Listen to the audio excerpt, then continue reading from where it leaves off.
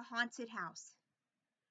One time, a preacher went to see if he could put a haunt to rest at a house in his settlement. The house had been haunted about 10 years. Several people had tried to stay there all night, but they always would get scared out by the haunt. So this preacher took his Bible and went to the house, went on in, built himself a good fire, and lit a lamp, sat there reading the Bible.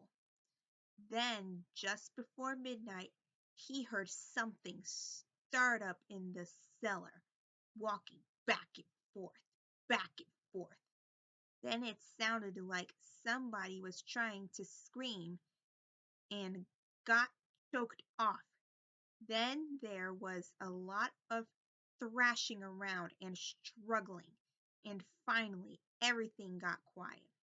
The old preacher took up his Bible again, but before he could start reading, he heard footsteps coming up the cellar stairs. He sat watching the door to the cellar, and the footsteps kept coming closer and closer. He saw the doorknob turn, and when the door began to open, he jumped up and hollered, "What do you want?" The door shut back easy like, and there wasn't a sound. The preacher was trembling a little, but he finally opened the Bible and read a while.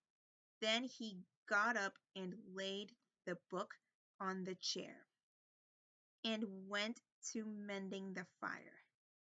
Then the haunt started walking again and step, step, step up the cellar stairs. The old preacher sat watching the door, saw the doorknob turn and the door open. It looked like a young woman. He backed up and said, "Who are you and what do you want?"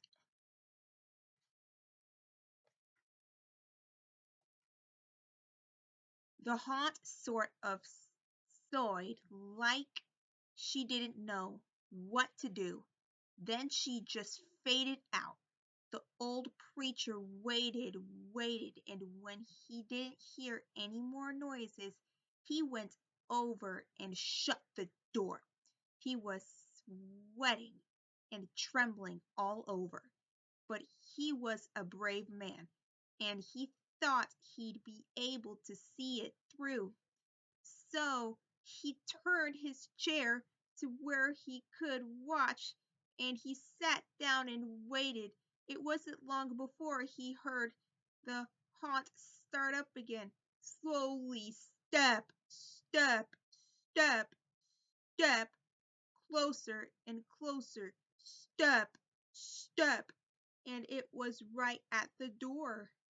The preacher stood up and held his Bible out before him. Then the knob slowly turned, and the door opened wide. This time the preacher spoke quiet, like he said, "In the name of the Father, the Son, and the Holy Ghost, who are you and what do you want?" The haunt came right across the room, straight to him, and took hold of his coat. It was a young woman about 20 years old.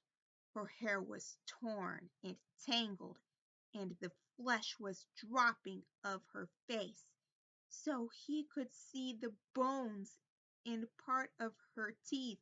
She had no eyeballs, but there was a sort of blue light way back in her eye sockets, and she had no nose to her face. Then she started talking. It sounded like her voice was coming and going with the wind blowing it. She told how her lover had killed her for her money and buried her in the cellar. She said if the preacher would dig up her bones and bury her properly, she could rest. Then she told him to take the end joint of the little finger from her left hand and to lay it in the collection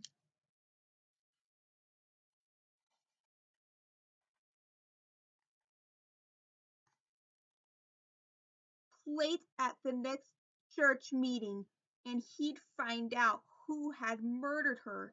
And she said, "If you come back here once more after that, you'll hear my voice at midnight, and I'll tell you where my money is hid, and you can give it to the church." The haunt sobbed like she was tired, and she sunk down toward the floor and was gone. The preacher found her bones and buried them in the graveyard. The next Sunday, the preacher put the finger bone in the collection plate, and when a certain man happened to touch it, it stuck to his hand. The man jumped up and rubbed and scraped and tore at that bone, trying to get it off. Then he went to screaming like he was going crazy. Well, he confessed to the murder and they took him on to jail. After the man was hung, the preacher went back to that house one midnight, and the haunt's voice told him to dig under the hearth rock. He did, and he found a big sack of money, and where that haunt had held on to his coat, the print of those bony fingers was burned right into the cloth. It never did come out.